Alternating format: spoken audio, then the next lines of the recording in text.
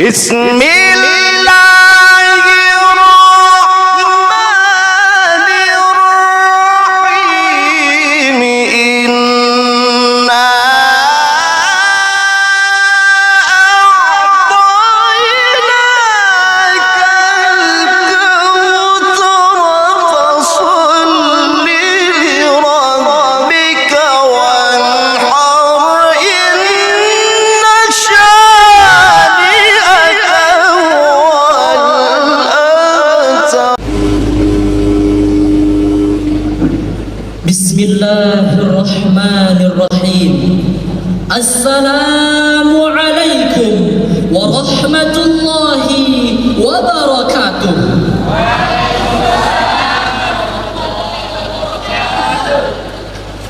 Alhamdulillahi hamda hamda wa syukran lillahi syukra syukra. Ashhadu an la ilaha illallah wa ashhadu anna Muhammadan abduhu wa rasuluh. Allahumma salli wa sallim ala nabiyyina wa habibina Muhammadan alladhi tarakana ala al-mahajjati al-bayda layluha kanahariha la yazighu anha illa halik. Amma ba'du.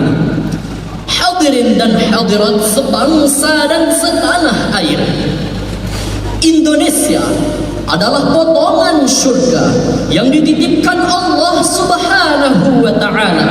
Kaya akan budaya dan sumber daya, ribuan pulau berjajar mempesona dari Sumatera hingga Papua dengan keanekaragaman flora dan fauna. Hadirin yang berbahagia, akankah Indonesia jaya selamanya menjadi negeri yang merdeka, bersatu, berdaulat, adil dan makmur, ataukah akan menjadi negeri yang terjajah, bercerai-berai, menjadi budak para penjajah, hidup di dalam kezaliman dan kemiskinan? Jawabannya tergantung sejauh mana umara atau pemimpin di negeri ini dalam menjaga keutuhan bangsa. Dalam Islam, pemimpin kaum muslimin seharusnya diangkat berdasarkan kesalehan dan kecakapannya dalam mengatur negara dan urusan umat.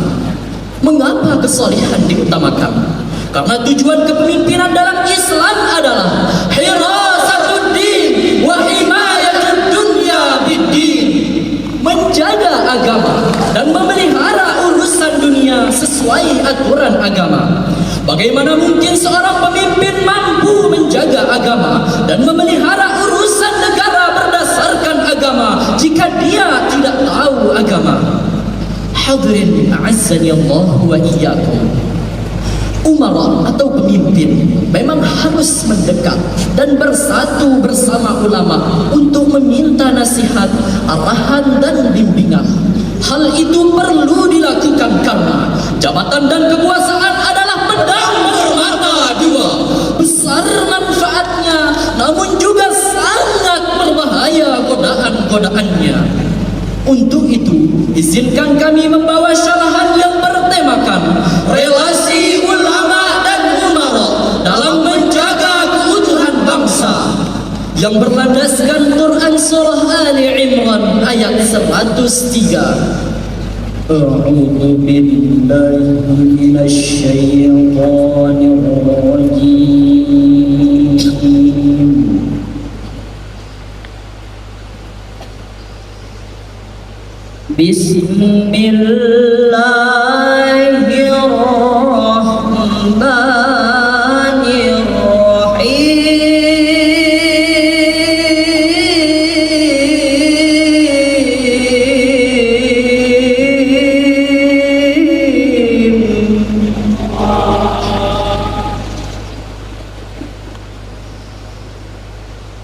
Wa'tasimu bihablillahi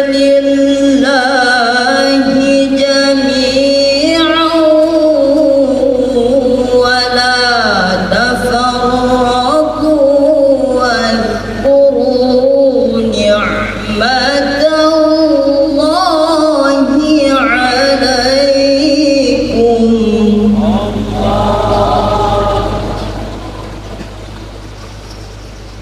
Allah واذكروا نعمة الله عليكم إذ كنتم أعداء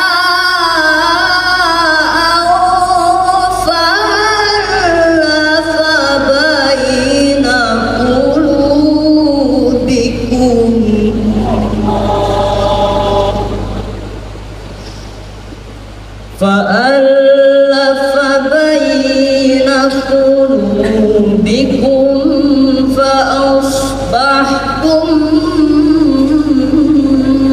بنعمته إخوانا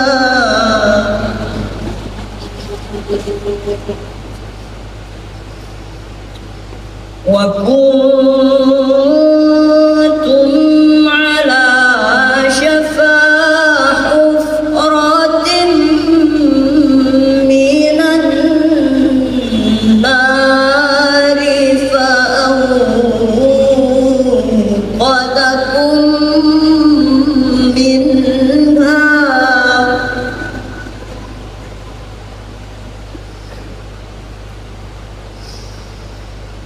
كذلك يبين الله لكم آياته لعلكم تهتدون.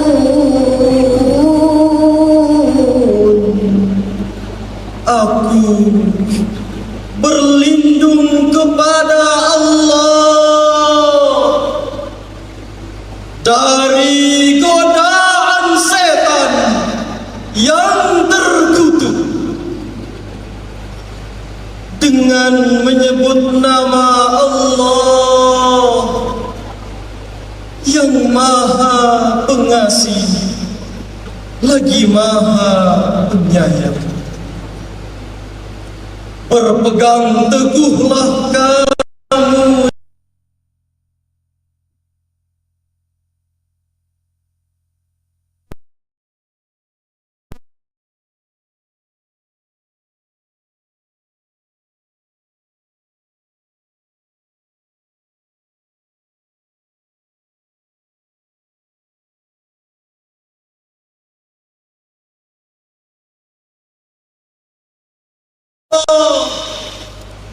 mempersatukan hatimu sehingga dengan karunia-Nya kamu menjadi bersaudara.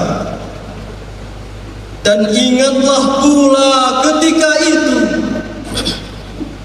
kamu berada di tepi jurang neraka, lalu Allah menyelamatkan kamu dari sana. Demikianlah Allah menerangkan ayat-ayat-Nya kepadamu agar kamu mendapat petunjuk. Hadirin yang berbahagia, menurut para ulama tafsir, kata i'tasimu hadir dalam bentuk perintah atau amar yang menunjukkan bahwa menjaga persatuan maupun keutuhan adalah suatu kewajiban, bukan sekedar anjuran semata. Ibnu Nu'aim dalam hadis riwayat Muslim mengatakan bahwa ada dua golongan manusia. Jika mereka baik, maka baik seluruh manusia, dan jika ia rusak, maka rusak seluruh manusia. Mereka adalah para ulama dan umara. Hadis ini memberikan peringatan bagi umat Islam bahwa suatu negeri akan baik dan aman jika ada kesalehan para ulama dan keadilan para umara. Sebaliknya, kerusakan negeri ini bergantung pada sinergi keduanya. Jika relasi keduanya berjalan tidak beriringan atau saling bertentangan, maka akan terjadi perpecahan di negeri ini. Oleh sebab itulah para ulama zaman dahulu sangat dekat dengan penguasa. Bahkan antara ulama dan umara memiliki hubungan sinergis simbolis mutualisme. Lihatlah di mana pidato Abu Bakar As-Siddiq setelah diangkat menjadi khalifah, beliau berkata, Saudara-saudara, aku telah diangkat menjadi pemimpin bukanlah karena aku yang terbaik di antara kalian semuanya. Untuk itu, jika aku berbuat baik, bantulah aku, dan jika aku berbuat salah, luruskanlah aku. Begitu juga dengan Umar bin Khattab saat dilantik pun meminta agar diluruskan jika salah. Saat itu seorang sahabat bangun dan menyatakan, jika Anda benar, saya akan mentaati Anda. Jika Anda menyimpang, maka pedang ini yang akan meluruskanmu. Bukannya marah, Umar justru tersenyum bangga melihat ada rakyatnya yang siap meluruskan pemimpinnya.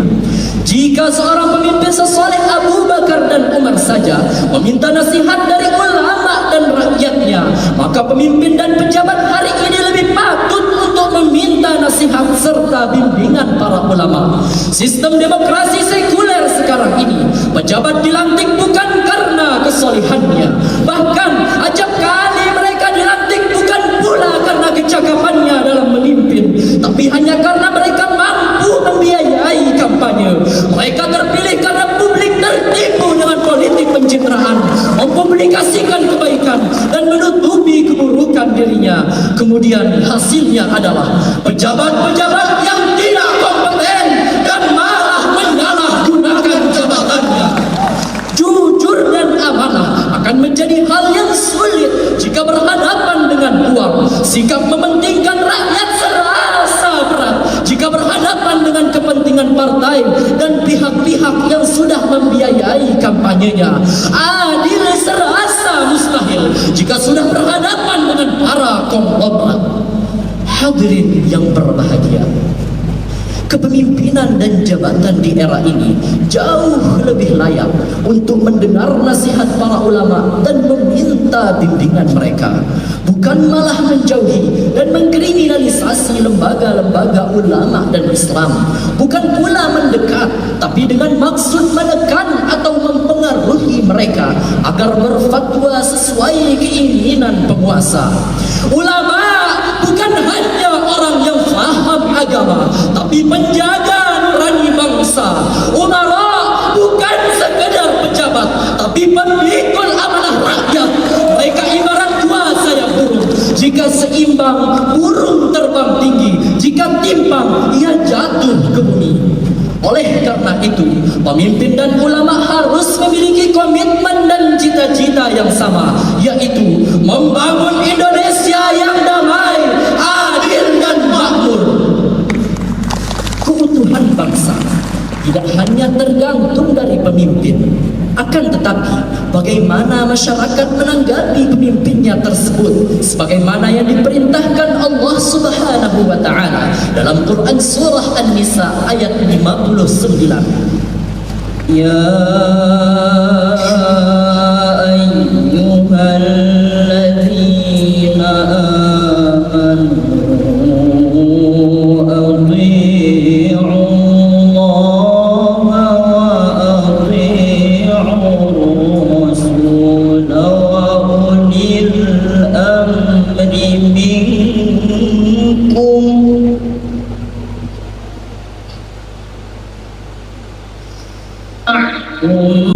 في شيء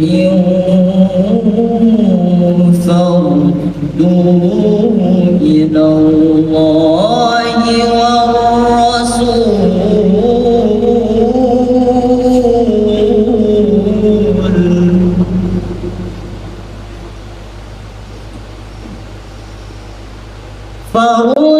فردوه إلى الله والرسول إن كنتم تؤمنون بالله واليوم الآخر ذلك خير وأحسن تأويلا صدق الله العظيم. Wahai